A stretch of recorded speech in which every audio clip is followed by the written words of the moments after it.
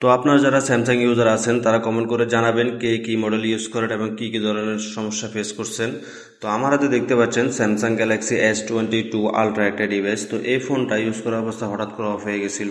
তো কাস্টমার অনেক ট্রাই করছে ফোনটা অন করার জন্য, কিন্তু কোনোভাবে ফোনটা অন করতে পারেন নাই। তারপর আমার কাছে নিয়ে আসে। তো আসার পরে আমি চেক করে দেখি যে ফোনটার সিপিইউতে সমস্যা। তো আমি এই জন্য সিপিইউটা রিভল করে ফোনটা অন করবো ইনশাল্লাহ। তো স্যামসাং ফোনের কিন্তু অনেকগুলো ডিভাইসে এই ধরনের ডেড ইস্যু আছে। অনেক সময় হঠাৎ করে অফ হয়ে যায়, ওয়াইফাই কাজ করে না, ফোন হ্যাং করে অফ হয়ে যায়, রিস্টার্ট নেয়, এই ধরনের সমস্যা কিন্তু আছে। তো S22 আলট্রা 3 আলট্রাতে এই ধরনের ইস্যু আছে, এবং S20 থেকে শুরু করে S23 আলট্রা পর্যন্ত সবগুলোতে মোটামুটি গ্রিনলাইন ইস্যু আছে, ফোনের গ্রিনলাইন চলে আসে।